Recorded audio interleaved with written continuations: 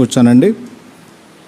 మన ప్రభువును రక్షకుడైన యేసుక్రీస్తు నామమున చేరవచ్చిన మీ అందరికీ ఉదయకాల శుభములు తెలియచేసుకుంటున్నాను. ఈ ఉదయకాలము మనము ధ్యానించబోయేటువంటి అంశము దేవుని ప్రజ, ఉప్పు మరియు వెలుగు. ఉప్పు వెలుగై ఉన్న దేవుని ప్రజ, people of God, salt and light. ఈ దేవుని ప్రజ అనే మాట బైబిల్ గ్రంథంలో చాలా చాలా ప్రాముఖ్యమైనది. కొంత అవగాహన మనందరికీ ఉన్నది. చాలా కాలం నుంచి పదే పదే ఇటువంటి థీమ్సే మనం వింటూ ఉన్నాం, ధ్యానిస్తూ ఉన్నాం. దేవుని ప్రజ. దేవుని ప్రజ ఎవరు? ఈ దేవుని ప్రజకున్న లక్షణము ఏమిటి? ఉండాల్సిన లక్షణం ఏమిటి?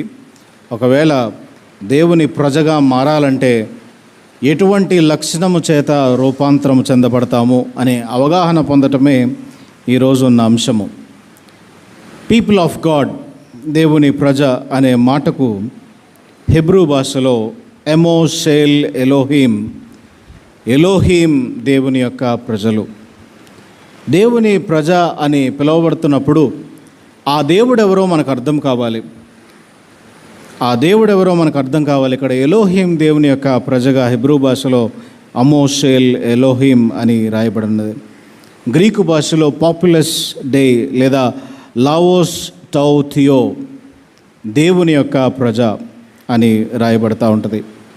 బైబిల్ గ్రంథంలో మనం గమనించినట్లయితే దేవుడు సృష్టి అంతటినీ సృష్టించి ఆ సృష్టిలో చక్కని సహవాసము కలిగి ఉండటానికి మానవుణ్ణి సృజించి మానవుని కొరకు సృష్టిని తీసుకువచ్చి మానవుని దగ్గర పెట్టి 5-fold బ్లెస్సింగ్ దేవుడు ఇస్తున్నట్టు మనకు కనపడతా ఉంటుంది.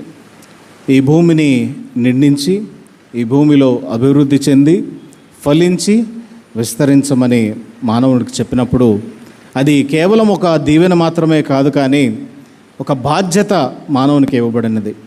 ఎటువంటి బాధ్యత అంటే గృహ నిర్వాహకత్వపు బాధ్యత. దేవుని యొక్క గృహము, సర్వసృష్టి అంతా దేవుని గృహం అయితే ఆ గృహములో దానికి ఆధిపత్యము అనేటువంటి బాధ్యత. ఆధిపత్యము ఒక గొప్పతనం కాదు, కానీ ఆధిపత్యము భారము, బాధ్యత మానవునికి ఇవ్వబడింది.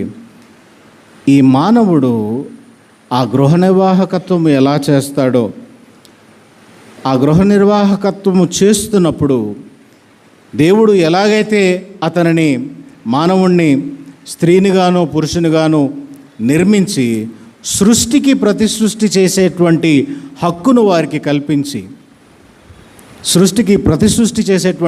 వారికి కల్పించి బాధ్యతను అనుగ్రహించి వారిని బిడ్డలుగా పిలుచుకుంటున్నాడు.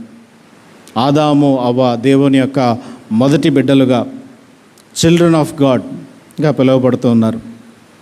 తదనంతరము జరిగిన సన్నివేశాలను మనం జ్ఞాపకం చేసుకుంటే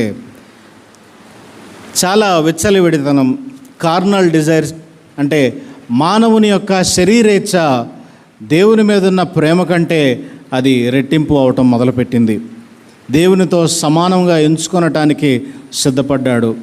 ఇది నిజమా అని చెప్పినప్పుడు తనను తాను పరీక్షించుకోకుండా పడిపోయిన ఒక త్రుటిలో, ఒక ప్రమాదంలోనికి పడిపోయి సృష్టిని కూడా పతన స్థితికి తనతో పాటు తీసుకువెళ్ళాడు. ఇప్పుడు దేవుని బిడ్డలు ఏమైపోయారు? దేవుని సన్నిధానంలో నుంచి బయటికి త్రోసివేయబడ్డారు. ఇప్పుడు ఇక్కడ ఉన్న పరిస్థితి మనం జ్ఞాపకం చేసుకుంటా ఉంటే బైబిల్ గ్రంథంలో కొన్ని మాటలు జ్ఞాపకం చేస్తాను. దైవ కుమారులు, మానవ కుమారులు బాగున్నారని దిగి వచ్చి వారిని వివాహం చేసుకుని వారితో బిడ్డలు కనటం, దేవుడు అది చూసి మానవుణ్ణి సృష్టించినందుకు హృదయములో మిక్కిలి వేదన పడ్డాడు, బాధపడ్డాడు. ఎందుకు వీరిని సృజించానా అని. తర్వాత తన బిడ్డలుగా ఇప్పుడు అనిపించుకోవటానికి భూమి మీద ఏ మానవుడు ఉన్నాడా అని చూశాడు. నీతిమంతుడైన మానవుడు ఒకడు కూడా లేడు. నోవహు సంతానము తర్వాత, భూమి తుడిచిపెట్టుకుపోయిన తర్వాత దేవుడు ఎ క్వెస్ట్ ఫర్ గాడ్. దేవుడు ఎవరు? దేవుడు ఎక్కడున్నాడు? దేవుని రూపం ఏమిటి? దేవుని లక్షణం ఏమిటి? ఎవరి దగ్గర మొదలైంది? అబ్రహాము దేవుని కోసం, there is a quest for God in the heart of Abraham. తన తండ్రి చేసిన విగ్రహములు దేవుళ్ళు కాదు. ఎందుకంటే అవి మానవ సృష్టి చేత చేయబడినవి. ఇప్పుడు అబ్రహాముకు ఒక ఆలోచన వచ్చింది, అ క్వెస్ట్ ఫర్ గాడ్. ఈ అబ్రహామును దేవుడు చూసి తన హృదయంలో ఉన్న భావనను దేవుడు ఆశీర్వదించి ఆదికాండము 12వ అధ్యాయంలో అతనిని దీవిస్తున్నాడు, ఆశీర్వదిస్తున్నాడు. అతను వెళ్ళే ప్రతి ప్రదేశమునకు అతనిని ఆశీర్వదిస్తానని అక్కడ ఒక నిబంధన దేవుడు ఏర్పాటు చేసుకుంటున్నాడు. ఈ నిబంధన అనేది చాలా చాలా ప్రాముఖ్యమైనది. ఎవరితో అయితే దేవుడు నిబంధన చేసుకుంటాడో ఇప్పుడు ఆ నిబంధనలో ఉన్నవారు మాత్రమే దేవుని పిల్లలు. పూర్వము ఆదాము అవ్వ దేవుని పిల్లలు, ఇప్పుడు శరీరము ద్వారా పుట్టినవారు దేవుని పిల్లలు కాదు, కానీ నిబంధనలో ఎవరైతే వస్తారో వారు దేవుని పిల్లలు లేదా దేవుని ప్రజగా పిలువబడతా ఉన్నారు. ఇప్పుడు నిబంధనలోనికి ఎవరు వచ్చారు? ఇశ్రాయేలీలందరూ దేవుని యొక్క నిబంధనలోనికి వచ్చారు. దేవుడు వారి యొక్క బాధను విన్నాడు, వారి మొర విన్నాడు, వారి కష్టాన్ని విన్నాడు. ఐగుప్తులో నుండి వారిని బయటికి రప్పించాడు. ఈ దేవుని ప్రజ గురించి బైబిల్ గ్రంథం మాట్లాడుతున్న మాటలు మనం జ్ఞాపకం చేసుకుంటే న్యాయాధిపతుల గ్రంథము 20వ అధ్యాయం 2వ వచనంలో ఈ వాడుక మనం చూడవచ్చు. దేవుని యొక్క జన సమూహము అనే మాట వాడబడింది. సమూయేలు 2వ గ్రంథము 14వ అధ్యాయం 13వ వచనంలో చూస్తే దేవుని జనులైన వారికి ఎందుకు విరోధముగా నీవెందుకు తలపెట్టి ఉన్నావు అనే మాట. దేవుని ప్రజ, దేవుని జనులు, దేవుని యొక్క జన సమూహము అని వాడబడింది. ఇది ఇశ్రాయేలు గురించే వాడబడింది. ఇశ్రాయేలు దేవుని యొక్క ప్రజ, దేవుని యొక్క స్వకీయ సంపాద్యము అనే మాట చూస్తూ ఉన్నాం. వీరికి కొన్ని గుణ లక్షణాలు ఉన్నాయి. నిర్గమాకాండము 19వ అధ్యాయం 5వ వచనంలో, కాగా మీరు నా మాట శ్రద్ధగా విని నా నిబంధన అనుసరించి నడిచిన ఎడల మీరు సమస్త దేశ జనులలో నాకు స్వకీయ సంపాద్యమగుదురు. నిబంధన చేస్తున్నాడు దేవుడు. ఏం చెప్తున్నాడంటే, మీరు నా మాట విని శ్రద్ధగా విని నా నిబంధన అనుసరించి నడిచిన ఎడల మీరు నాకు స్వకీయ సంపాద్యమగుదురు. You will be my special treasure అనే మాట చెప్తా ఉన్నాడు. ఇంకొక మాట చూద్దాం. దినవృత్తాంతముల గ్రంథము 14వ అధ్యాయము 20వ వచనంలో ఇంకో మాట వాడుతున్నారు. యెహోవా మిమ్మును చేపట్టి నేడున్నట్లు మీరు తనకు స్వకీయ జనముగా ఉండుటకై ఐగుప్తు దేశంలో నుండి ఆ ఇనుప కొలిమిలో నుండి మిమ్మును రప్పించెను. స్వకీయ జనము, దేవుని యొక్క ఇన్హెరిటెన్స్, స్వాస్థ్యముగా పిలువబడుతున్నారు. స్వకీయ జనము. ఎందుకని స్వకీయ జనం అవుతున్నారు? ఆ ఇనుప కొలిమిలో నుండి, మీ బానిస సంఖ్యలలో నుండి మిమ్మల్ని పిలిచి మిమ్మల్ని బయటికి తీసుకువస్తూ ఉన్నాను. రెడెంప్షన్, విమోచిస్తున్న దేవుడుగా ఇక్కడ దేవుడు కనపడతా ఉన్నాడు. విమోచింపబడుతున్న ప్రజలుగా ప్రజలు కనపడుతున్నారు.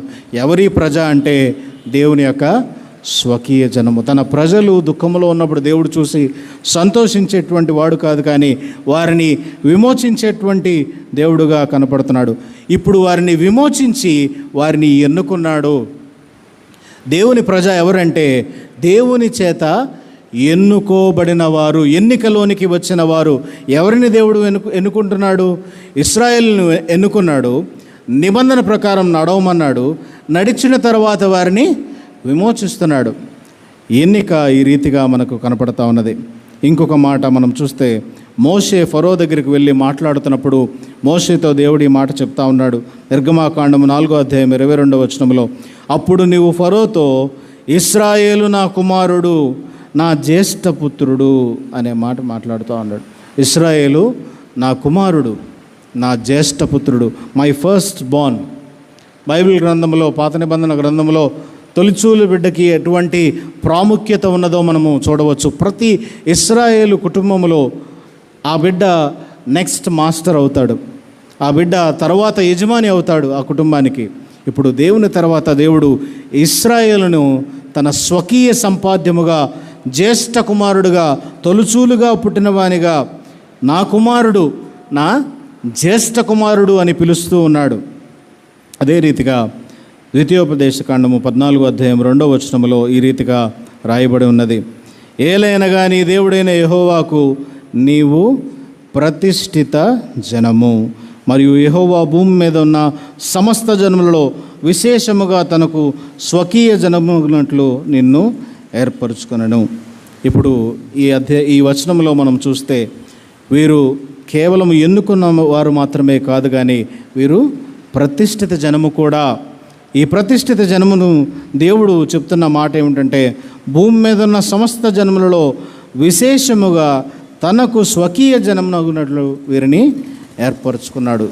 ఎన్నిక కనపడుతుంది, దేవుని యొక్క స్వాస్థ్యముగా వీరిని ఏర్పాటు చేసుకోవడం కనపడుతుంది. అలాగే వారిని ప్రతిష్ఠించటం, he is ordaining his own people. So దేవుని ప్రజ ఎన్నుకోబడిన వారు, ఏర్పాటు చేసుకోబడిన వారు, దేవుని చేత ప్రతిష్ఠించబడిన వారు. ఈ రీతిగా ఈ మాటలు కనపడతా ఉన్నాయి పాత నిబంధన గ్రంథంలో. నూతన నిబంధనలో ఇక్కడ మారిపోయింది, ఈ సినారియో అంతా మారిపోయింది. ఎందుకంటే యేసుక్రీస్తు ప్రభుల వారు మానవాళి కొరకు సిలువ మీద ఒక్కమారే తన శరీరాన్ని, తన రక్తాన్ని అర్పించి సర్వ సృష్టికి రక్షణ తీసుకురావటానికి ఆ విమోచన బలియాగమును జ్ఞాపకం చేసుకుంటూ సిమెయోనుకు ఇచ్చిన ఒక మాట మనం జ్ఞాపకం చేసుకుందాం. సిమెయోనుకు దేవుడు ఇచ్చిన ప్రవచనంలో అన్యజనులకు వెలుగై ఉండటానికి ఒక వ్యక్తిని పంపిస్తూ ఉన్నాడు. ఈయనే మెస్సయ్య. అన్యజనులకు వెలుగుగా ఉండటానికి ఒక వ్యక్తిని పంపిస్తున్నాడు, ఆయనే మెస్సయ్య. కాబట్టి ఈ మెస్సయ్య రక్షణలోనికి మనుషులను నడిపించినప్పుడు ఇప్పుడు పీపుల్ ఆఫ్ గాడ్, దేవుని యొక్క జనమునకు, జనాంగమునకు అర్థము, డెఫినేషన్ మారిపోయింది. పేతురు రాసిన మొదటి పత్రిక 2వ అధ్యాయము 9వ వచనంలో చూస్తే ఎవరిని దేవుని జనము అని పిలుస్తున్నాడంటే, మీరు చీకటిలో నుండి ఆశ్చర్యకరమైన తన వెలుగులోనికి మిమ్మల్ని పిలిచిన వారిని గుణాతిశయములను ప్రచురము చేయు నిమిత్తము ఏర్పరచబడిన వంశమును, రాజులైన యాజక సమూహమును, పరిశుద్ధ జనమును, దేవుని సొత్తైన ప్రజలనై ఉన్నారు. ఇప్పుడు ఎవరు దేవులు? ధిక్కరించిన వారు. వీరిని ఏమంటున్నాడంటే రాజులైన యాజక సమూహం అని పిలుస్తున్నాడు, పరిశుద్ధ జనం అని పిలుస్తున్నాడు, దేవుని సొత్తైన ప్రజలు అని పిలుస్తూ ఉన్నాడు. తీతుకు రాసిన పత్రిక 2వ అధ్యాయం 4వ వచనంలో ఇక్కడ మనం చూస్తే, ఆయన సమస్తమైన దుర్నీతి నుండి మనలను విమోచించి సత్క్రియలందు ఆసక్తి కలిగిన ప్రజలను తన కోసము పవిత్రపరుచుకొని తన సొత్తుగా చేసుకొనుటకు తనను తానే మన కొరకు అర్పించుకొనెను.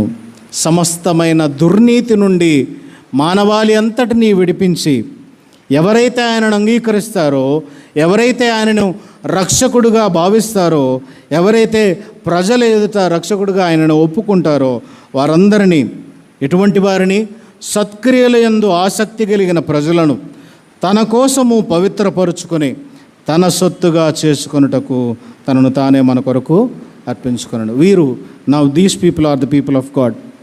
వీరు దేవుని యొక్క ప్రజ అయి ఉన్నారు, విమోచించబడిన వారు, సత్క్రియలందు ఆసక్తి కలిగిన వారు, తమను తాము పవిత్రపరుచుకున్నవారు. రోమీయులకు రాసిన పత్రిక 9వ అధ్యాయం 8వ వచనంలో, అనగా శరీర సంబంధులైన పిల్లలు దేవుని పిల్లలు కారు, కానీ వాగ్దాన సంబంధులైన పిల్లలు సంతానమని ఎంచబడుదురు. ఇప్పుడు శరీర సంబంధులు దేవుని పిల్లలు కారు, వాగ్దానము చేత మాత్రమే, నూతన నిబంధనలోనికి ప్రవేశించిన వారు మాత్రమే, యేసుక్రీస్తును రక్షకుడుగా అంగీకరించిన వారు మాత్రమే దేవుని ప్రజలు.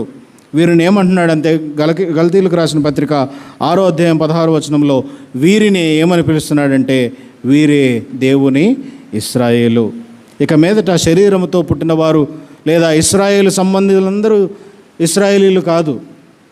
దేవుని ఇశ్రాయేలీలు ఎవరంటే దేవుని చేత ఏర్పాటు చేసుకొనబడి ఆ నిబంధనలోనికి ప్రవేశించి దేవుని పిల్లలు అనబడిన వారు. వీరే అబ్రహాము యొక్క స్వాస్థ్యం లేదా అబ్రహాము యొక్క పిల్లలుగా వీరిని చెబుతూ ఉన్నాడు. గలతీయులకు రాసిన పత్రిక 3వ అధ్యాయము 29వ వచనంలో, క్రీస్తులోనికి బాప్తిస్మం పొందిన వీరందరూ క్రీస్తును ధరించుకొని ఉన్నారు.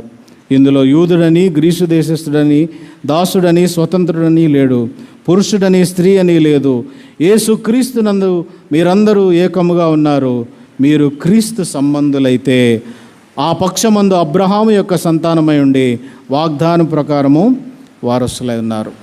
కాబట్టి ఇన్ని రెఫరెన్సెస్ రాసుకోవటానికి ఉన్న వెనక అర్థం ఏమిటంటే, దేవుని ప్రజను ఇప్పుడు మనం అర్థం చేసుకోవడానికి లేదా మన మాటల్లో మనం డిఫైన్ చేయడానికి చూస్తే, విమోచించబడిన వారు, పరిశుద్ధపరచబడిన వారు, పవిత్రపరచబడిన వారు, ఏర్పాటు చేసుకోబడిన వారు, ఎన్నిక చేయబడిన వారు, ప్రతిష్ఠితమగువారు, వీరు మాత్రమే దేవుని యొక్క జనాంగము. ఇది ఈ పీపుల్ ఆఫ్ గాడ్. కాబట్టి ఇప్పుడు మనం అర్థం చేసుకోవాల్సిన ప్రయత్నం ఏమిటంటే, వీరు ఏ రీతిగా జీవించాలి, వీరు ఎలాగూ జీవించడం దేవుని యొక్క చిత్తమై ఉన్నది, వీరు ఎలాంటి నడవడిక కలగటం దేవుని యొక్క ప్రణాళిక అయి ఉన్నది మనం జ్ఞాపకం చేసుకోవాలి. ఇప్పుడు కొయినోనియా అనే మాట చాలాసార్లు మనం వినుంటాం. సంఘము, చర్చ్ అనే మాట మనం చాలాసార్లు వినుంటాం. దీని అర్థం ఏమిటంటే ఇదొక సమూహము. ఎటువంటి సమూహము? విశ్వాస సమూహము. క్రైస్తవులు, క్రీస్తును వెంబడించువారు అంటే ఒక విశ్వాస సమూహము. ఈ విశ్వాస సమూహం ఎటువంటిది? నాడు ఇశ్రాయేలీలు అందరూ కలిసి సమూహముగా దేవుణ్ణి ఆరాధించేవారు. పస్కా పండుగ చేసినప్పుడు సమూహముగా దేవుణ్ణి ఆరాధించేవారు. పర్ణశాల పండుగ చేసినప్పుడు సమూహముగా దేవుణ్ణి ఆరాధించేవారు. ఇప్పుడు ఈ సమూహముగా దేవుణ్ణి మనం కూడా ఆరాధిస్తూ ఉన్నాం. ఆరాధించి ఏం చేస్తాం? సర్వీస్ అవ్వగానే ఎవరి దారిన వారు వెళ్ళిపోతాం. అది కాదు విశ్వాస సమూహం అంటే. విశ్వాస సమూహం అంటే మనతో పాటు మన ప్రక్కనున్న వారి కష్ట నష్టాలు తెలుసుకుని వారి రక్షణ కొరకు, వారి బెటర్మెంట్ కొరకు మనము ప్రయత్నం చేసేటువంటి వారముగా ఉండాలి. విశ్వాస సమూహమునకు సేవ ఆపాదించబడింది. దేవుడు ఒక సేవను ప్రతి విశ్వాసికి అప్పచెప్తున్నాడు. తన రక్షణ భారం మాత్రమే కాదు కానీ ఇతరుల యొక్క రక్షణ భారం కూడా అతని మీద ఉన్నది. ఎందుకని ఈ మాట చెప్తున్నానంటే, ఆది సంఘములో మనం చూసినప్పుడు సమభాక్తము వారు తీసుకొనినప్పుడు ఒకరి బాధలు ఒకళ్ళు పంచుకుంటూ అందరూ చేరి సమూహముగా సహపంక్తి భోజనాలు కూడా ఆ రోజుల్లో జరిగినాయి. మన చర్చిలో కూడా చాలా చక్కగా కాఫీ సర్వీస్ అయిన తర్వాత పెట్టడానికి ఉద్దేశము, అందరూ ఒకరితో ఒకరు కలిసి ఒకరితో ఒకరు మాట్లాడుకుని, ఈ సహవాసము చాలా అవసరము. క్రైస్తవ సహవాసం ఎందుకు అవసరం అంటే, దేవుడు కూడా సహవాసాన్ని కోరుకునేటువంటి దేవుడు. దేవుని ప్రజ ఎప్పుడూ కూడా సహవాసంలో ఉండాల్సిన వ్యక్తులు. ఈ సహవాసంలో ఉండటం ద్వారా ఈ రక్షణ ఒకరినొకరు బలపరుచుకుంటూ, ఒకరినొకరు ఆదరించుకుంటూ, ఒకరినొకరు దేవునిలో ఇంకా ముందుకు కొనసాగించే వారుగా ఉన్నారు. ప్రకటన గ్రంథంలో ఈ రీతిగా రాయబడి ఉన్నది. ప్రకటన గ్రంథంలో సహవాసం గురించిన మాట, అంతటా నేను క్రొత్త ఆకాశమును క్రొత్త భూమిని చూచి తిని, మొదటి ఆకాశము మొదటి భూమియు గతించిపోయెను, సముద్రమును ఇకను లేదు, మరియు నూతనమైన యెరూషలేము అను ఆ పరిశుద్ధ పట్టణము తన భర్త కొరకు అలంకరింపబడిన పెండ్లి కుమార్తె వలె సిద్ధపడి పరలోకమందున దేవుని వద్ద నుండి దిగువచ్చుట చూచి తిని, అప్పుడు ఇదిగో దేవుని నివాసము మనుషులతో కూడా ఉన్నది, ఆయన వారితో కాపురముండును, వారాయన ప్రజలై ఉందురు, దేవుడు తానే వారి దేవుడయుండి వారికి తోడయుండును. నిత్య సహవాసములోనికి మనము ప్రవేశించులాగున ఏ రీతిగా అయితే దేవుని ప్రజ అని ఎవరికి పేరు పెట్టబడిందో మనం గమనించాము. కాబట్టి సహవాసంలోనికి మనం ప్రవేశించాలంటే ఈ భూమి మీద ఉన్న సహవాసాన్ని కూడా మనము బలపరుచుకోవాలి. పాత నిబంధన గ్రంథము యెషయా గ్రంథము 49వ అధ్యాయము 1 నుంచి 7 వచనంలో ఉన్న లేఖన భాగము మనము చూసినట్లయితే, ఈ వాక్య భాగము 2 రకాల అర్థాలు ఇస్తూ ఉన్నది.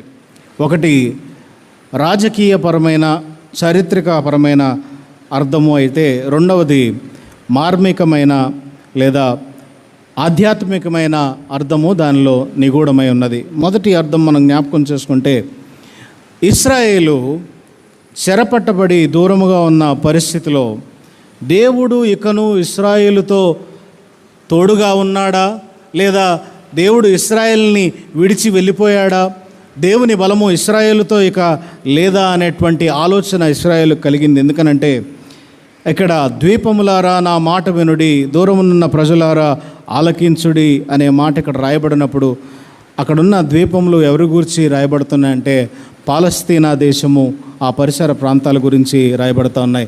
వీరు ఏం చేస్తున్నారంటే, ఇశ్రాయేలీలతో పాటు మాకు కూడా అక్కడ భూభాగం ఉన్నది, ఆ ప్రాంతంలో మేము కూడా హక్కుదారులమే, మాకు కూడా కొంత ప్రాంతం కావాలి అనేటువంటి పోరాటం చేస్తూ ఉన్నారు. ఆ కాలం నుంచి ఈ కాలం వరకు కూడా అది కొనసాగుతూనే ఉంది. ఇశ్రాయేల్ ఏం చేస్తుందంటే, మేము దేవుని స్వాస్థ్యము, మేము దేవుని ప్రజ, మేము దేవుని సొత్తైన వారము, మా స్వాస్థ్యమును, దేవుడు మాకిచ్చిన స్థలమును ఏర్పాటు చేసుకుని గోత్రములుగా దేవుడిచ్చిన స్థలాన్ని మేమెందుకు పోగొట్టుకోవాలి అనేటువంటి మాట ఇక్కడ కనపడుతూ ఉన్నది. వీరు ఆలోచిస్తున్న ఆలోచన ఏమిటంటే, అలనాడు మోషేతో, యెహోషువతో, యాకోబుతో, దావీదుతో దేవుడు తోడుగా ఉండి స్వాస్థ్యం ఇచ్చిన ఆ దేవుడే, యెహోషువ, మోషే వీరందరూ పోరాడినప్పుడు పోరాటములో దేవుడు తోడుగా ఉండి వారికి జయమునిచ్చిన ఆ దేవుడు ఈరోజు జయం ఎందుకు ఇవ్వలేకపోతున్నాడు? కాబట్టి వీరికి జయమునివ్వటానికి ఒక రాజును ఏర్పాటు చేసుకుంటున్నాడు. యెషయా గ్రంథం 45వ అధ్యాయంలో కోరేషు అనేటువంటి ఒక రాజు మనకు కనపడతా ఉన్నాడు. ఆ రాజుకి ఇచ్చిన ఒక ప్రామిస్ మరలా ఇప్పుడు 49వ వచనంలో అధ్యాయంలో ఇక్కడ ఇస్తూ ఉన్నాడు. ఈ రాజు ఎవరంటే ఒక సేవకుడుగా ఇక్కడ చూపిస్తూ ఉన్నాడు. ఈ సేవకుడు వారిని రక్షించేటువంటి సేవకుడు. So this is a political salvation oracle. రాజకీయపరమైన విశ్లేషణ ఇక్కడ చేయబడతా ఉన్నది. కోరేషు వచ్చి దర్యావేషు వచ్చి వీరందరినీ రక్షిస్తాడని దర్యావేషు గురించి రాయబడింది. 45వ అధ్యాయంలో కోరేషు గురించి రాయబడింది. 49వ అధ్యాయంలో దర్యావేషు గురించి రాయబడింది. ఇప్పుడు దీనిలో ఉన్న ఆధ్యాత్మిక అంశమును మనం చూసినట్లయితే, దీనిలో ఒక సేవకుడి గురించి మాట్లాడుతూ ఉన్నాడు. యెషయా గ్రంథంలో 4 సర్వెంట్ సాంగ్స్ లేదా 4 సర్వెంట్ ఆరకిల్స్ ఉన్నాయి. శ్రమ సేవకుని గురించిన 4 సాంగ్స్ ఉన్నాయి. కానీ దీనిలో రెండవది ప్రాముఖ్యమైనది 49వ అధ్యాయంలో మనం చదువుకునేటువంటి అంశము. ఇక్కడ ఒక శ్రమ సేవకుడు కనపడతా ఉన్నాడు. ఎవరు ఈ శ్రమ సేవకుడు అంటే, దేవుడు మానవాళి యొక్క రక్షణ కొరకు పంపించిన సేవకుడు. ఈ సేవకుడు ఎటువంటి వాడు అని అంటే, అత్యంతంగా తాను తగ్గించుకునేటువంటి వ్యక్తి. ఈ వ్యక్తిని దేవుడే హెచ్చిస్తూ ఉన్నాడు. The lowest humiliation and highest glory is found in God. ఈ శ్రమ సేవకుడిని మెస్సయా అని పిలుస్తూ ఉన్నారు. ఈ messiah, he is not a political messiah. యుద్ధముతో, రాజకీయంతో గెలిచేటువంటి రాజు కాదు ఈయన. ఈ మెస్సయా ఎటువంటి రాజు అని అంటే, ఆయన రాజ్యమును స్థాపించి, దేవుని యొక్క లక్షణాలు కలిగిన రాజ్యము ఈ భూమి మీద స్థాపించి, ఆయన చెప్పిన ప్రతి పనిని చేయటానికి సిద్ధముగా ఉన్నాడు. ఎందుకని ఈ మాట వచ్చినది? ఎందుకని మనం ఈరోజు ధ్యానిస్తూ ఉన్నాం? ఎవరి గురించి ఇది చెప్పబడుతున్నది అంటే, హూ. First point, who. ఎవరి గురించి ఇది రాయబడింది అంటే, శ్రమ సేవకుడు గురించి రాయబడింది. ఎవరు ఈ శ్రమ సేవకుడు అంటే, క్రీస్తే. సర్వ మానవాళి పాపము కోసము వధించబడిన గొర్రెపిల్ల అయిన క్రీస్తు గురించి రాయబడింది. ఎందుకు అనంటే, ఈ గొర్రెపిల్ల వదలేకపోతే ఇశ్రాయేలు లేదా దేవుని సొత్తైన జనాంగము, దేవుని ప్రజ, దేవుని స్వాస్థ్యము అని మనం ఇప్పటిదాకా చెప్పుకున్న వారు కూడా లేకపోయే భాగ్యము లేదు. ఈయన తన రక్తము చిందిస్తే కానీ వారికి విమోచన లేదు. ఈ ఇశ్రాయేలు, దేవుని నిబంధనలోనికి నడిచేటువంటి ఇశ్రాయేలు, విశ్వాసము ద్వారా దేవుని ఇశ్రాయేలుగా పిలువబడాలంటే ఈయన యొక్క విమోచన చాలా అవసరం. ఎక్కడ నుండి ఈయన పిలువబడ్డాడు? ఎక్కడ నుండి ఈయనకి ఈ సేవా పరిచర్య ఆపాదించబడిందని అంటే, 2వ వచనంలో మనం చూస్తే, తల్లి గర్భము నుంచే అతనికి ఆ పరిచర్య ఆపాదించబడింది. పరిశుద్ధ లూకా సువార్త 1వ అధ్యాయం 31వ వచనము, పరిశుద్ధ మత్తయి సువార్త 1వ అధ్యాయం 21వ వచనంలో మనం చూస్తే, యేసు క్రీస్తు ప్రభుల వారు తల్లి అయిన మరియ గర్భమునందు ధరించబడి అక్కడ నుండి ఆయనకు ఒక పని ఆపాదించబడుతుంది. యెషయా గ్రంథము 9వ అధ్యాయంలో ఇదే మాట రాయబడుతూ ఉంది. మనకు ఒక శిశువు పుట్టును, ఆయన భుజం మీద రాజ్యభారముండును. ఆశ్చర్యకరుడు, ఆలోచనకర్త, ఈ మాటలన్నీ మనకు సుపరిచితమే. కానీ దాని లోతైన భావం మనము అర్థం చేసుకోవడానికి ప్రయత్నం చేస్తే, ఈయన పని ఇప్పుడు ఏమిటంటే, దేవుని ప్రజను విమోచించటానికి జన్మిస్తూ ఉన్నాడు. ఎక్కడ నుండి ఈయనకు ఆ పిలుపు వచ్చినది? దేవుని పిలుపును అందుకున్నాడు.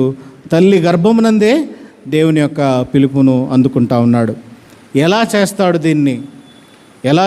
దీన్ని అని మనం చూసినట్లయితే, 2వ వచనంలో, నా నోరు వాడిగల ఖడ్గముగా ఆయన చేసి ఉన్నాడు, తన చేతి నీడలో నన్ను దాచి ఉన్నాడు. తన నోరు వాడిగలగా ఖడ్గముగా చేసి ఉన్నాడు. దేవుని యొక్క మాట, దేవుని నోటి నుండి వచ్చే ప్రతి మాట, పరిశుద్ధ యోహాను సువార్త 1వ అధ్యాయంలో ఈ మాటనే, ఈ లోగోస్నే మనం చూస్తూ ఉంటే, ఈ మాట ఏ మాట? ఆది యందు దేవుడు కలుగునుగాక అనగానే కలగటానికి తోడ్పాటు పడిన మాట. ఇప్పుడు ఈ మాట ఏమైంది? శరీరధారిగా మన మధ్యలోనికి శరీరము ధరించుకుని మానవుడిగా భూమి మీద తిరగాడుచున్న మాట. ఈ మాట వాడిగలిగిన ఖడ్గము అని రాస్తా ఉన్నాడు. హెబ్రీయులకు రాసిన పత్రిక 4వ అధ్యాయం 12వ వచనంలో, ఎందుకనగా దేవుని వాక్యము సజీవమై బలము గలదై రెండంచు కలిగిన ఇటువంటి ఖడ్గము కంటెను వాడిగా ఉండి ప్రాణాత్మ కీళ్లను మూలుగను విభజించమంత మట్టుకు దూరుచు హృదయం యొక్క తలంపులను ఆలోచనలను శోధించుచున్నది. దట్ వెరీ లోగోస్, సృష్టిని సృష్టించటానికి వాడబడిన ఆ మాటే ఇప్పుడు శరీరధారిగా భూమి మీద నడిచిన ఈ మాటే ఇప్పుడు మెస్సయ్యగా వస్తూ ఉన్నాడు. ఎప్పుడు ఇది జరుగుతుంది అని అంటే, ఈ మెస్సయ్య దేవుని యొక్క చేతిలో దాచి ఉంచబడినవాడు. ఎందుకు దాచి ఉంచబడుతున్నాడంటే, తన అంబుల పొదిలో శ్రేష్టమైన అంబు, యుద్ధములో ఎప్పుడు వాడాలో, ఎప్పుడు అవసరమో, ఎప్పుడు దాని క్లైమాక్స్ వస్తుందో అప్పుడు మాత్రమే వాడటానికి సిద్ధంగా ఉన్నాడంటే, సర్వ మానవాళి రక్షణ నిమిత్తము భూమి మీద ఎప్పుడు అవసరం వస్తుందో అప్పుడు మెస్సియాను వాడటానికి దేవుడు సిద్ధంగా ఉన్నాడని 3వ వచనంలో మనం చూడవచ్చు. అయితే ఇక్కడ ఈ శ్రమ సేవకుడిని పిలుస్తూ ఉన్నాడు 3వ వచనంలో, నీవు నా సేవకుడవు ఇశ్రాయేలు, నీవు నా సేవకుడవు. ఈ ఇశ్రాయేలు ఎవరు? ఈ ఇశ్రాయేలు దేవుని ప్రజ. ఈ ఇశ్రాయేలు ఎవరు? ఈ ఇశ్రాయేలు మెస్సియానే ఇశ్రాయేలుగా పిలుస్తూ ఉన్నాడు. సో దేవుని ప్రజగా పిలువబడటానికి, దేవుని ప్రజగా ఉండటానికి మెస్సయ్యను విశ్వసించి మెస్సయ్య చేత విమోచించబడిన వాడే దేవుని యొక్క ప్రజగా మాట్లాడబడతా ఉంటాడు. ఇక్కడ 4వ వచనంలో చూస్తూ ఉంటే, ఈ మెస్సయ్య యొక్క మానవత్వము లేదా మానవధారి ఆయన లక్షణాలు కనపడతా ఉన్నాయి. ఆయన దుఃఖపడతా ఉన్నాడు. 4వ వచనంలో మనం చూస్తే, ఆయనను వ్యర్థముగా నేను కష్టపడి తిని, వ్యర్థముగా నేను కష్టపడి తిని, ఎందుకంటే ఆ కష్టమునకు గుర్తింపు లేని పరిస్థితి అక్కడ కనపడతా ఉంది. వృధాగా వ్యయపరుచుకొని యుంటిని, నాకు న్యాయకర్త యెహోవాయే, నా బహుమానము నా దేవుని అందే ఉన్నది. ఈ మాటలు మనం చూస్తూ ఉంటే కొన్ని సందర్భాలు మనం జ్ఞాపకం చేసుకుందాం. మత్తయి సువార్త 23వ అధ్యాయం 37వ వచనంలో ఒక మాట మాట్లాడుతూ ఉన్నాడు యేసుక్రీస్తు ప్రభుల వారు, యెరూషలేమా యెరూషలేమా ప్రవక్తలను సంపుదాన. దుఃఖపడుతున్నాడు. అత్యంత చిన్నదైన వచనం బైబిల్లో యోహాను సువార్త 11వ అధ్యాయం 35వ వచనంలో, జీసస్ వెప్ట్, యేసు దుఃఖించాడు, దుఃఖపడుతున్నాడు. మానవ మాత్రుడుగా ఇక్కడ కనపడుతున్నాడు. మత్తయి సువార్త 27:46లో, ఏలీ ఏలీ లామా సబక్తాని, నా దేవా నా దేవా నన్నెందుకు చేయబట్టించితివి. మానవత్వము, సంపూర్ణ మానవుడు, సంపూర్ణ దేవుడు. కాబట్టి ఇక్కడ మనము ఈ లోతైన వాక్యాన్ని అర్థం చేసుకుంటే, ఈయనే మెస్సయ్య, ఈయన గురించే ప్రవచనం చెప్పబడింది. కాబట్టి ఈ మెస్సయ్యను నేను అంగీకరిస్తున్నాను, ఈ మెస్సయ్యను నేను నమ్ముతున్నాను, ఈ మెస్సయ్యను నేను విశ్వసిస్తున్నాను, ఈయనలోనే నాకు రక్షణ ఉన్నది అనేది మనం జ్ఞాపకం చేసుకోవాలి. ఇప్పుడు 5, 6, 7 వచనంలో మనం చూస్తే 3 ప్రాముఖ్యమైన మాటలు కనపడతా ఉన్నాయి. ఈ మెస్సయ్య ఏం చేస్తున్నాడు అంటే, యాకోబును విమోచిస్తున్నాడు. Redemption of Jacob, redemption of Jacob. దేవుడు నిబంధన చేసుకున్నాడు. ఆ నిబంధనలో ఈ యాకోబును విమోచించాలని ఉన్నది. యాకోబును విమోచించిన తర్వాత రెండవ విషయము, రెస్టరేషన్ ఆఫ్ ఇజ్రాయెల్. ఇశ్రాయేలును తిరిగి తన స్థానానికి, తిరిగి తన స్థితికి తీసుకొని వస్తున్నాడు. తీసుకొని వచ్చి అప్పుడు వారిని దేవుడి ప్రజగా పిలుస్తూ ఉన్నాడు. Redemption, restoration. మూడవది, salvation to the ends of the world. సర్వ సృష్టికి, సర్వ మానవాళికి, భూమి ఉండు ప్రతి చోటుకి, బూదిగంతముల వరకు కలుగజేయు రక్షణకు సాధనమొకటకు మెస్సయ్య ఉన్నాడు. ఆ మెస్సయ్య గురించి ఇక్కడ రాయబడి ఉన్నది. చివరి మాట 7వ వచనంలో మనం చూస్తే, జనులకు అసహ్యుడునగు నిర్దయాత్ముల సేవకుడునగు వానితో ఇలాగూ సెలవిస్తున్నాడు, యెహోవా నమ్మకమైన వాడనియు ఇశ్రాయేలు పరిశుద్ధ దేవుడు నిన్ను ఏర్పరచుకొన్ననియు రాజులు గ్రహించి లేచెదరు. ఇక్కడ దేవుడు మెస్సయాను విడిచిపెడుతున్నాడని ఒక క్షణమాత్రమైనను మనం అనుకోవడానికి వీలు లేదు. ఎందుకనంటే ఏర్పాటు చేసుకుని ఇశ్రాయేలును విమోచించడానికి, ఇశ్రాయేలును తిరిగి గమ్యానికి చేర్చడానికి తన శరీరమును పణంగా పెట్టి విమోచన క్రయధనముగా తనను తాను అర్పించుకున్న వాడికి ఇప్పుడు చివరిగా మనం చేయాల్సింది ఇతని యందే మన విశ్వాసము, ఇతని యందే మనం రక్షణ ఉందని మనం నమ్మాలి, దానిని జ్ఞాపకం చేసుకోవాలి. సువార్త పాఠ్యభాగం మనం చూసినట్లయితే ఈ దినము మనము చెప్పుకునే అంశంలో రెండవ మాట ఇక్కడ మనకు కనపడతా ఉన్నది. దీనిని మనము ఏమని అర్థం చేసుకోవచ్చు అంటే, call to be the sons and daughters of kingdom, defining the character of children of kingdom of God. దేవుని యొక్క బిడ్డలు దేవుని యొక్క రాజ్యపు రూపాంతరంలోనికి మారబడటానికి కావలసిన ప్రాముఖ్యమైన లక్షణము ఏమిటా లక్షణం అంటే, మీరు లోకమునకు ఉప్పై ఉండుడి, మీరు లోకమునకు వెలుగై ఉండుడి. అందుకనే దేవుని ప్రజ ఉప్పై ఉన్నారు, వెలుగై ఉన్నారు అనేటువంటి అంశము మనం మాట్లాడుకుంటున్నాం. ఈ అంశము మనము చూసినట్లయితే ఇక్కడ 5వ అధ్యాయం 13-15 వచనములలో మనం చూస్తే, మీరు లోకమునకు ఉప్పై ఉన్నారు. ఇంగ్లీష్లో ఒక మాట రాయబడింది, you are salt to the earth. అక్కడేమో you are light of the world. రెండు వేరు మాటలుగా కనపడుతూ ఉన్నాయి. భూమికి అని రాయబడింది, you are salt to the earth. భూమిలో ఏదైనా వస్తువు పాడైపోతుందంటే ఆ వస్తువును పరిరక్షించుకోవటానికి, ప్రిజర్వ్ చేసుకోవటానికి ఉప్పు చాలా అవసరమైనది. ఉప్పు చాలా రీతిలుగా బయటకు వెలుగు తీస్తారు. జపాన్ ప్రాంతంలో ఏం చేస్తారంటే, ఉప్పు నీరుతో తడిచిన ఇసుకను తీసుకుని వెళ్ళి దానిని 4-5 రోజులు ఎండబెట్టి దానికి ఉడకబెట్టి ఆ నీళ్లలో నుంచి ఉప్పును, శ్రేష్టమైన ఉప్పును, కాస్ట్లీ సాల్ట్ని తీస్తూ ఉంటారు. యూట్యూబ్లో మీరు చూడవచ్చు, the world's costliest salt is from there.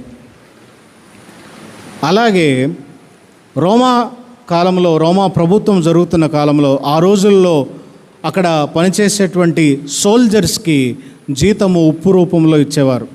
ఎవరికైనా ఒక బహుమానం ఇవ్వాలంటే అన్నిటికంటే ప్రాముఖ్యమైనదిగా ఉప్పును ఇచ్చేవాళ్ళు. అంటే ఉప్పు చాలా విలువ గలది అనేటువంటి అర్థం ఇక్కడ ఉన్నది. మొదటిది, దానికి సంరక్షించే గుణం ఉన్నది. రెండవది, భూమి మీద అత్యంత విలువైన లోహము. మనకి చీప్గా కనపడుతుంది, దొరుకుతుంది కాబట్టి దాని వాల్యూ మనకు అర్థం కావట్లేదు. కానీ ఉప్పు లేకపోతే మన దైనందిన జీవితం కూడా కొనసాగలేదు. మన మన మన ప్రాణానికి, మన శరీరానికి రోజుకు ఏమాత్రము ఉప్పు అవసరమో దానిని అందించకపోతే శరీరం పనిచేయదు. అంత ప్రాముఖ్యమైనది ఉప్పు.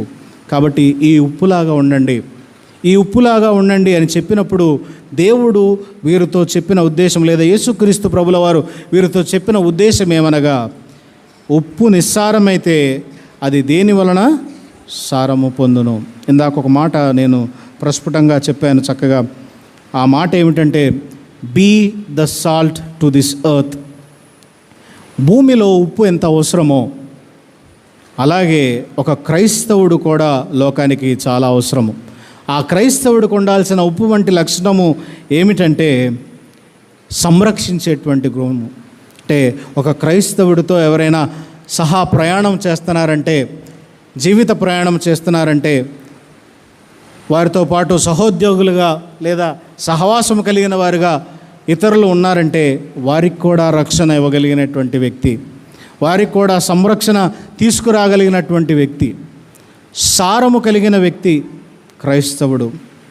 కాబట్టి ఈ ఉప్పు ఎలాగైతే సంరక్షిస్తుందో క్రైస్తవుడు కూడా సంరక్షించేటువంటి లక్షణం కలిగిన వాడుగా ఉండాలి. ఇతరులను సంరక్షించే ముందు తనను తాను సంరక్షించుకోవాలి.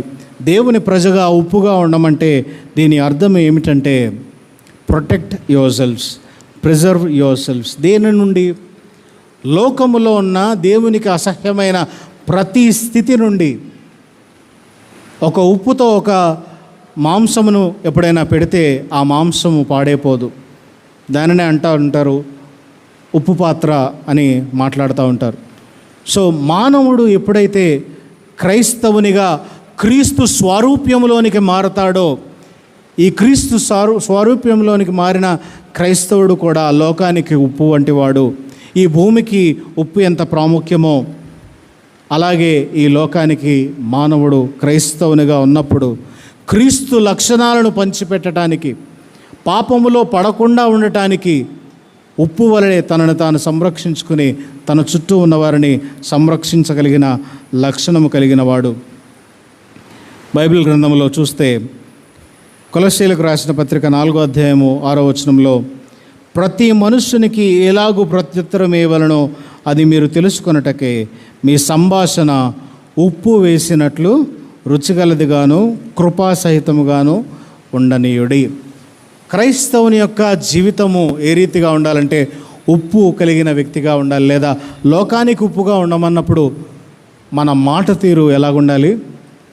కృపాసహితము కలిగినట్లు ఉండటానికి, ఉప్పు వేసినట్లు ఫ్లేవర్ఫుల్గా ఎల్లప్పుడూ రుచిగలదిగా ఉండటానికి తోడ్పడాలి.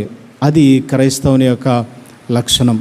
అంటే క్రైస్తవుడు తన జన్మించిన దగ్గర నుంచి మరణించేంత వరకు దేవుడు తనకిచ్చిన రక్షణను కాపాడుకొని ఈ రక్షణను కొనసాగించుకుంటూ క్రీస్తు తనకిచ్చేటువంటి నిత్య స్వాస్థ్యములోనికి ఈ ప్రయాణము చేస్తూ, ఈ నిత్య స్వాస్థ్యంలోనికి జరిగేటువంటి ప్రయాణంలో తనను తాను కాపాడుకుంటూ ఇతరులను కాపాడగలిగినటువంటి వాడు, తనను తాను రుచిగా ఉంచుకుంటూ లోకానికి క్రీస్తు యొక్క రుచిని పంచిపెట్టేటువంటి వాడే క్రైస్తవుడు. లోకమునకు రుచిని పంచేవాడు, అలాగే సంఘానికి సమాజానికి కూడా ప్యూరిటీని ఇచ్చేటువంటి వాడు, పరిశుద్ధతను ఇచ్చేటువంటి వాడు. సాధారణంగా మనకు ఒక చెడ్డ అపోహ ఉన్నది. క్రైస్తవులు వ్యాపారంలోనికి రాకూడదు, క్రైస్తవులు రాజకీయంలోనికి రాకూడదు, క్రైస్తవులు ఆయా పరిస్థితుల్లోనికి, ఆయా సందర్భాల్లోనికి, ఆయా ఇన్స్టిట్యూషన్స్లోనికి రాకూడదు అని మనం చెప్పుకుంటూ ఉంటాం. అది చాలా చెడ్డ అపోహ. ఎందుకనంటే ఈరోజు నిజంగా క్రైస్తవులు రాజకీయంలో ఉండుంటే క్రీస్తు సారమును వెదజల్లేవారుగా ఉండాలి, క్రీస్తు యొక్క లక్షణములు లోకమునకు పంచిపెట్టేటువంటి వారుగా ఉండేవారు. అది మనకు కరువుగా ఉన్నది. వ్యాపారంలో కూడా, వ్యాపార రంగంలో కూడా క్రైస్తవులు లేరు. తమను తాము ఎక్కడికో దూరముగా నెట్టివేసుకుని వ్యాపార రంగంలో ఉండని వారు చాలామంది ఉన్నారు. ఇప్పుడు వ్యాపార రంగంలో ఉన్న క్రైస్తవులు, రాజకీయంలో ఉన్న క్రైస్తవులు, లేదా ఇతరేతర మతాలతో పనిచేసేటువంటి క్రైస్తవులు జ్ఞాపకం చేసుకోవాల్సిన లక్షణం ఏమిటంటే మన నడక, మన నడత, మన జీవన విధానము ఉప్పును పోలిన వారిగా, రుచి కలిగిన వారిగా, క్రీస్తు రుచిని పంచిపెట్టేటువంటి వారిగా, లోకములో ఉన్న నష్టమునకు పడిపోయేవారిగా కాకుండా, కరప్షన్కు పడిపోయేవారిగా కాకుండా దాని నుంచి ప్రిజర్వ్ చేసేటువంటి వారుగా మనం ఉండాలి. లోకమునకు వెలుగై ఉండుడి, మీరు లోకమునకు వెలుగై ఉండుడి. ఈ మాట మనం జ్ఞాపకం చేసుకుంటా ఉంటే బైబిల్ గ్రంథంలో వెలుగునకు చాలా ప్రాముఖ్యత ఉన్నది. దేవుడు వెలుగును సర్వ మానవాళి ఉనికి కొరకు, ముందుకు కొనసాగటానికి, బ్రతకటం కోసం, ఆహారం ఏర్పాటు చేసుకోవడం కోసం, మానవుడు ఏది చూడాలన్నా వెలుగు కావాలి, మానవుడు మనుగడ కొరకు వెలుగు కావాలి. అంత ప్రాముఖ్యమైనది ఈ వెలుగు. ఈ వెలుగు గురించి ఏ రీతిగా మనం అర్థం చేసుకుంటున్నామంటే, మొదటిది ఫిజికల్ లైట్ ఎంత అవసరమో మనకు తెలుసు. రెండవది ఆధ్యాత్మికంగా మనం చూసుకుంటే కీర్తన గ్రంథం 27వ అధ్యాయం 1వ వచనంలో దేవుని యొక్క రక్షణ మనకు వెలుగైనది అనేటువంటి మాట చూడవచ్చు. యెషయా గ్రంథం 60వ అధ్యాయంలో 19వ వచనంలో చూస్తే నిత్య వెలుగుగా దేవుడు అక్కడ మనకు కనపడతా ఉన్నాడు. దేవుణ్ణి నిత్య వెలుగుగా చూపిస్తూ ఉన్నాడు. మీకా ప్రవక్త రాస్తూ 7వ అధ్యాయంలో 8-9 వచనంలో చూస్తే, నేను చీకటిలో ఉన్నప్పుడు ఆ చీకటిలో నుంచి ఆశ్చర్యకరమైన వెలుగులోనికి నన్ను తీసుకుని వెళ్ళేది దేవుని యొక్క వెలుగు మాత్రమే. అంటే ఇక్కడ ఈ లక్షణాలను మనం మాట్లాడుకోవడానికి చూస్తే వెలుగు న్యాయ సంబంధముగా ఉన్నది, వెలుగు నీతి సంబంధముగా ఉన్నది, వెలుగు మానవుని మనుగడ కొరకు తోడ్పాటు పడేదిగా ఉన్నది. వెలుగుకు ఇన్ని మంచి లక్షణాలు ఉన్నాయి. ఆఖరికి దేవుడే వెలుగై ఉన్నాడు అనేటువంటి మాట కూడా మనం చూడవచ్చు. అయితే ప్రకటన గ్రంథంలో మనం చూస్తే ఆ ప్రాంతమునకు సూర్యుడైనను చంద్రుడైనను అక్కర్లేదు, కానీ దేవుడే వారికి, గొర్రెపిల్లే వారికి నిత్యమైన వెలుగుగా వారి మధ్యలో ఉన్నాడు. ఇటువంటి వెలుగు, be the light of the world, ఈ లోకమునకు మీరు వెలుగై ఉండాలంటే ఇటువంటి వెలుగు అవసరము. ఈ వెలుగులో 2 రకాలు ఉన్నాయి.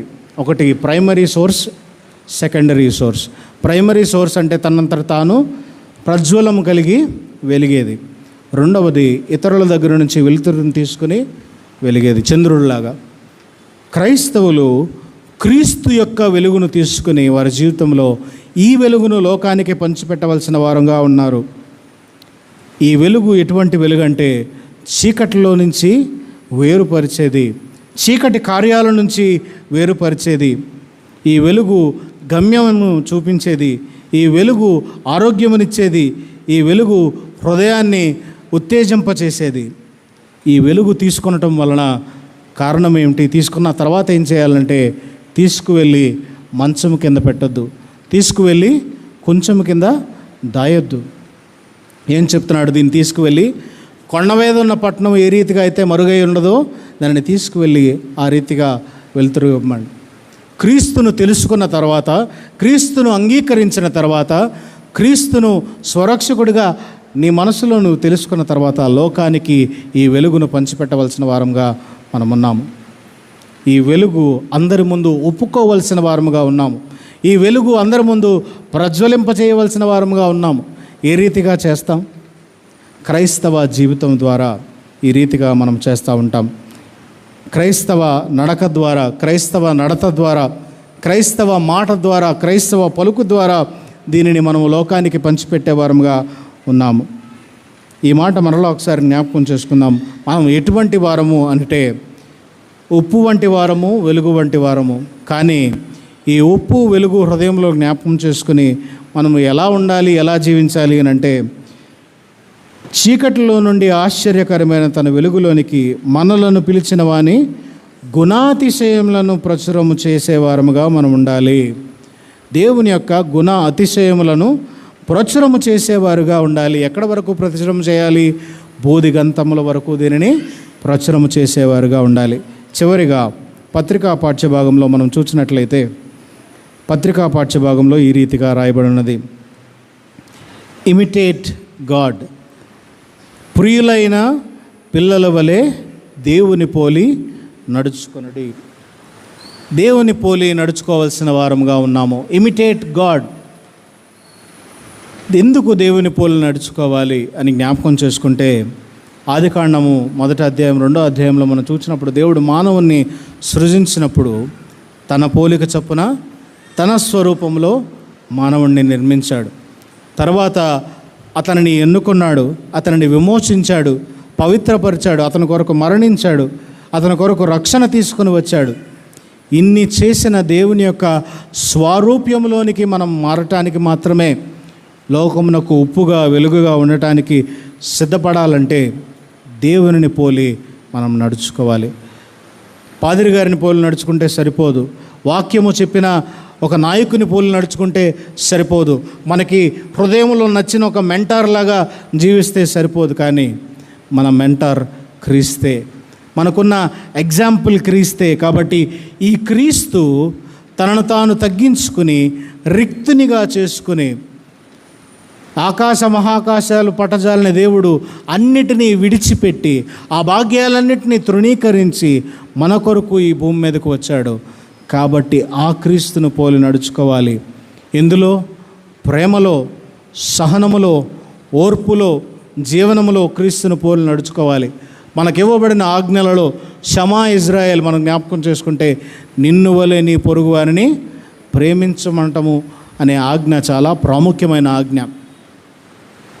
కాబట్టి ఆ ఆజ్ఞను జ్ఞాపకం చేసుకుంటూ బీ ఇమిటేటర్స్ ఆఫ్ గాడ్. అటువంటి క్రీస్తు ప్రేమను పోలి నడుచుకోండి. ఎటువంటిది ఈ క్రీస్తు ప్రేమ అంటే తన ప్రాణ స్నేహితం కొరకు ప్రాణం పెట్టువాడు కూడా అరుదైన వ్యక్తే. కానీ మనము ఇంకనూ పాపులమై ఉండగా, ఇంకనూ దేవుణ్ణి మనము ద్వేషించే వారముగా ఉండగా, ఇంకనూ మనము దేవుణ్ణి తృణీకరించే వారముగా ఉండగా, అటువంటి సందర్భంలో కూడా దేవుడు మనల్ని ప్రేమించి మన కొరకు దిగి ఈ భూమి మీదకి వస్తూ ఉన్నాడు. మనమేదో ఆయనకి పెద్ద సింహాసనం వేస్తామని భూమి అంతటిని, ఆకాశం అంతటిని విడిచిపెట్టి భూమి మీదకి రాలేదు ఆయన. అటువంటి ప్రేమ, శత్రువును సహితము ప్రేమించేటువంటి ప్రేమ.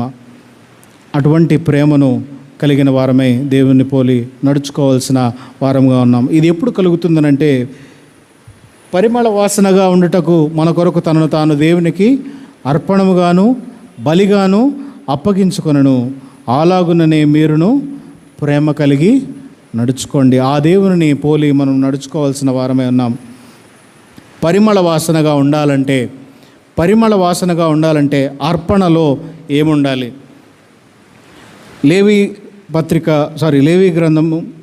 లేవి కాండము మనం చూస్తే అక్కడ ఇశ్రాయేలీలందరూ వారు అర్పించే అర్పణలో ఉప్పును జత చేసి వారు దేవునికి అర్పించినట్లు మనం చూస్తూ ఉన్నాం. ఆ రీతిగా మనము కూడా మన అర్పణ, మన జీవితము దేవునికి భూయిష్టముగా, పరిమళమైన సువాసనగా నోవహు బలి ఇచ్చినప్పుడు అది దేవునికి పరిమళమైన సువాసనగా, ఇంపైన ఆఘ్రాణము ఆయన తీసుకొనటానికి సిద్ధముగా ఉండటానికి ఇష్టమైన సువాసనగా ఉన్నది. మన జీవితము అలా కలిగి ఉండాలంటే మన జీవితంలో ఉప్పును కలిగిన వారముగా, ఉప్పు వంటి సారమును మనం కలిగిన వారముగా ఉండాలి. 3-4 వచనములలో మనం చూస్తే ఈ రీతిగా రాస్తా ఉన్నాడు. జారత్వమే కానీ, అపవిత్రతయే కానీ, లోభత్వమే కానీ వీటి పేరైనను ఎత్తకూడదు, ఇదే పరిశుద్ధులకు తగినది. కృతజ్ఞతావచనమే మీరు ఉచ్చరింపవలను కానీ మీరు బూతులైనను, పోకిరి మాటలైనను, సరసోక్తులైనను ఉచ్చరింపకూడదు, ఇవి మీకు తగవు. దేవుని పిల్లలైన వారికి, దేవుని యొక్క పిల్లలుగా పిలువబడిన వారికి, పవిత్రతలోనికి ప్రవేశించిన వారికి, దేవుని స్వారూప్యంలో ఉన్నవారికి, దేవునికి ఇష్టమైన పరిమళ వాసనగా, అర్పణగా తనను తాను అర్పించుకున్న దేవుడు, ఆయన స్వరూపంలోనికి మనం మారినప్పుడు, అటువంటి అర్పణగా మనం దేవునికి మారాలంటే మనము కూడా వీటన్నిటినీ విసర్జించి దేవుని యొక్క రూపంలోనికి మారాలంటే లోకమునకు ఉప్పుగా ఉండాలి. రెండవది, ఇదే అధ్యాయం ఎఫెసీయులకు పత్రిక 5వ అధ్యాయము మనం చూసినట్లయితే చివరి భాగంలో 8వ వచనము గమనిద్దాం. మీరు పూర్వమందు చీకటి అయి ఉంటిరి, ఇప్పుడైతే ప్రభువునందు వెలుగై ఉన్నారు. వెలుగు ఫలము సమస్త విధములైన మంచితనమును, నీతి, సత్యమును వాటిలో కనపడుచున్నది. కనుక ప్రభువుకేది ప్రీతికరమైనదో దానిని పరీక్షించుచు వెలుగు సంబంధుల వలె నడుచుకొనుడి. ఈ పై చెప్పిన వాటినన్నిటినీ విసర్జించి వెలుగు సంబంధులుగా మనం నడుచుకోవాలంటే, ఇప్పటి వరకు మనము చీకటిలో ఉన్నాము. ఈ చీకటిలో ఉన్న మనకి ఆశ్చర్యకరమైన తన వెలుగు మనకి ప్రసరించాడు. ఇప్పుడు వెలుగు సంబంధులమయ్యాము. ఈ వెలుగు సంబంధులైన వారు క్రీస్తును పోలి నడుచుకుని వెలుగు సంబంధుల వలె దేవునికి ఇష్టమైన ప్రతి లక్షణము కలిగి ఉండటానికే క్రైస్తవుడు ఈ లోకంలోనికి పిలువబడ్డాడు. కాబట్టి అట్టి దేవునికి ఇష్టమైన అర్పణగా, దేవునికి ఇష్టమైన యాగముగా మన శరీరాలను, మన హృదయాలను నలగొట్టుకుని దేవునికి ఇష్టమైన అర్పణగా మనం మారటానికి సిద్ధపడాలంటే, లోకమునకు ఉప్పుగా వెలుగుగా ఉండాలంటే అనునిత్యము ప్రార్థన ద్వారా, దేవుని యొక్క మాట ద్వారా, మన జీవితంలో దేవుణ్ణి ఇతరులకు పంచిపెట్టుట ద్వారా, దేవుని వెలుగును మన జీవితంలో రిఫ్లెక్ట్ చేయటం ద్వారా మనము ఈ లోకమునకు వెలుగై ఉంటాము, ఈ లోకమునకు ఉప్పై ఉంటాము. అటువంటి నడవడిక దయచేయలాగిన దేవుడు మనల్ని ప్రోత్సహించునుగాక. ఆమేన్. దయగల దేవ, కృపగల తండ్రి, ఈ దినము మీరు మాకు ఇచ్చిన ఈ వాక్యం బట్టి నీకు స్తోత్రములు. ఈ వాక్య వెలుగులోనికి ప్రభు ఆమె నడవటానికి నీ యొక్క కృపను అనుగ్రహించమని, నీ యొక్క సహాయమును తోడ్పాటును మాకు అనుగ్రహించమని ప్రభువా, ఈ లోకములో ప్రభువా నిన్ను పోలి మేము నడుచుకుంటూ తండ్రి నీ వెలుగును ఇతరులకు పంచిపెట్టి వారముగా ప్రభువా, నీ యొక్క లక్షణము ప్రభా బూదిగంతలం వరకు ప్రభా మేము ప్రచురము చేసి తండ్రి నిన్ను అందరికీ పంచిపెట్టి వారముగా, మా జీవనం ద్వారా నిన్ను ప్రపంచానికి చూపించే వారముగా మమ్మల్ని మార్చుమని, మమ్మల్ని పురుకొల్పుమని, నీ యొక్క కృప, నీ కనికరం, సహాయం మా అందరికీ దయచేయమని యేసు నామమున ప్రార్థన వేడుకుంటున్నాం.